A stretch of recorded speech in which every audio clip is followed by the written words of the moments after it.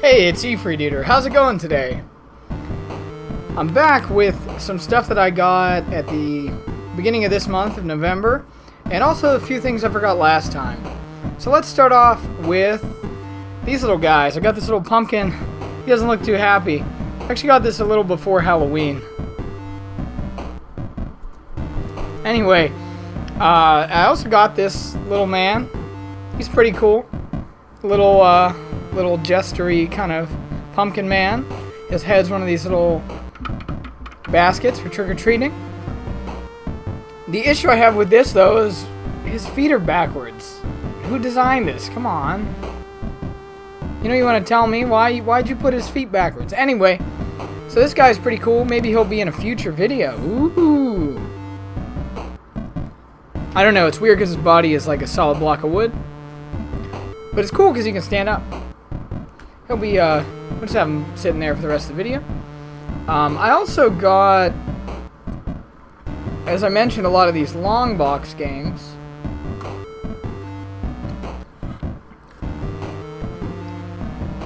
We got Wipeout.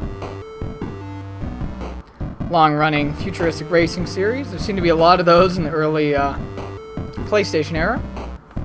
I got the very exciting PGA Tour 96. I actually like the graphics on the back. They're this weird, like, digitized early 3D game look, which is cool.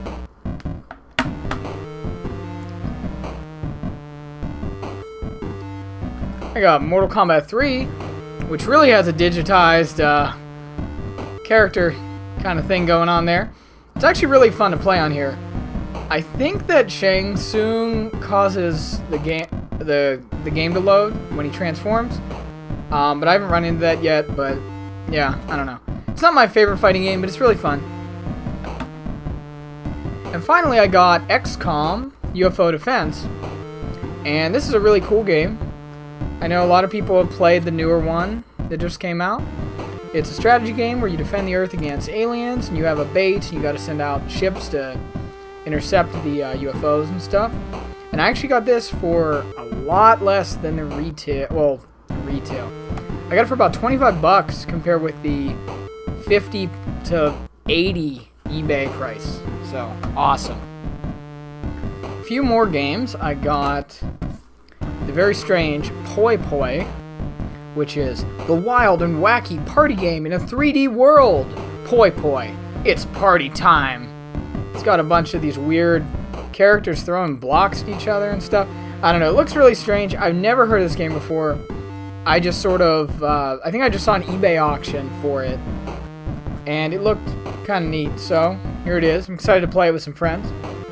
And I also got the manual and art for the game Raystorm, which I've had since I was a kid, but I never had the manual or the art for it, so now I'm glad to finally have that. Again, I have nearly every PS1 and PS2 Working Designs game, just a few more. I just placed an order for another one.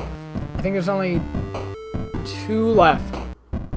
So, one day I'll show you the complete collection.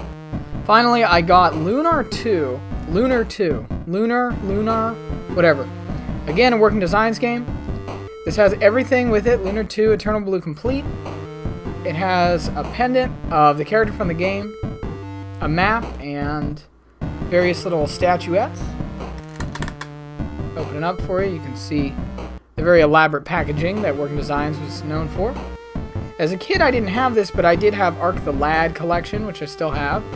My friend Augustin and his brother had this, though, and I would see it every time I went there, and I thought it looked pretty cool, but I just never got around to getting it, so I'm glad to finally have that. And again, it is a Working Designs game. Almost got them all. Like I said, I'll show you when I do. Lunar 2 also came with the official strategy guide, which is pretty cool looking on the front. It's kind of weird. It doesn't look very official, but I like the kind of like weird, almost bootleg look. And inside, it's okay. I feel like it's still kind of cheap looking, especially the maps. Like, there are pages and pages of maps. I just thought this was kind of interesting. I don't know if I'll be actually using this. Oh, it has a little bookmark for a Shimano vertical stack tackle bag. Wow.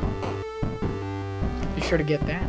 Another video game related book I got was the Console Wars book by Blake Harris. This talks about the battle between Sega and Nintendo in the early 90s. I've heard very good things about this book, so I'm excited to read it. I think I know a lot about this already, but probably not, you know, like 600 pages, 500 pages worth. Might take a little bit to read, but I'm excited to find out more about that. It's always an interesting topic. Even though I think it's a little silly that people are still talking about it now, but it was such a big thing. Even when I was a kid, I remember it being, you know, I remember it very well, and I was pretty little. Here's a few other books I got. I read a book by this guy named Mock Joya just this year, and I was looking for the other books in the series, and I finally got them. I had read this book, Quaint Customs, well, you can't really see it too well, it's a library edition, Quaint Customs and Manners of Japan Volume 2, and I got this free from Copacetic Comics, local indie comics store, and I was able to get the whole set. I actually have an extra Volume 2 now, but here's Volume 3 and Volume 1. They detail like interesting sort of like folk beliefs and, you know, like folklore, different types of folk medicine stuff of Japan in the 50s and 60s and a little before. Mock Joya, I think, was born in the 1890s, so I don't know how relevant these are today, but it's definitely interesting to read about it. I also got his very large book here, Things Japanese. And I got all of these from the store Caliban Books here in Pittsburgh. They have a lot of good deals and a lot of really cool, interesting older books. So I'm glad to get this. I don't know if this is a compilation of these other books or not, but if it is, whatever, I guess. I think he has a really nice style of writing, and it's a little bit idiosyncratic, so definitely check it out if you get a chance, even though these books are not very easy to find. Alright, now 2 music-related things. First off, I saw Shonen Knife the other day, and I got this really cool shirt. There's the tour dates on the back. And the show was really cool. A few of my friends, such as there's a band called Boiled Denim they played, and that's actually their last Pittsburgh show. And a bunch of there were a few other bands, Murder for Girls and the Lopez. I'm friends with them. They actually live down the street, and they played. And it was, you know, all the bands were pretty good. I don't know if I was necessarily interested in all of the music that happened, but it was an overall good show. I don't think Shonen Knife was as good as last time at the 31st Street Pub, but it was a cool show, and I'm glad to have this shirt with this nice off-white color and these little cat faces. And also, I got, finally, after many, many months, I've had this pedal. This is a Soviet Flanger pedal. Very strange kind of effect it has. A cool kind of like mint green color. Very interesting switch. And you got 2 outputs in the back, one for clean and one for the effect. This weird fuse, this weird power thing, and this seems to switch between like a flange and a phaser effect. I've also been told it switches between an automatic and a manual. I'm not really sure what that means. But anyway, I finally got this back. It's been at the shop since before the Too Many Games convention back in, I guess that was May or June, maybe even April. I think it was May. So it's been there for like over half a year, and I'm glad to finally have it back. It's a really great pedal. Definitely recommend checking it out. Might do a review of it in a little bit. I don't know though. Alright, now what you've all been waiting for. Let's open this box. Were you right about what it was? Let's find out.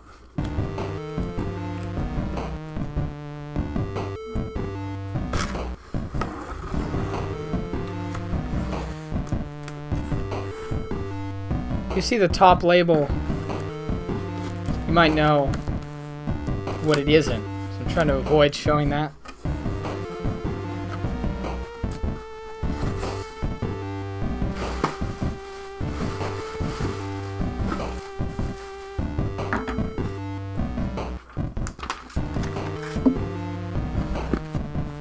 This is... Holy cow, this is a big box.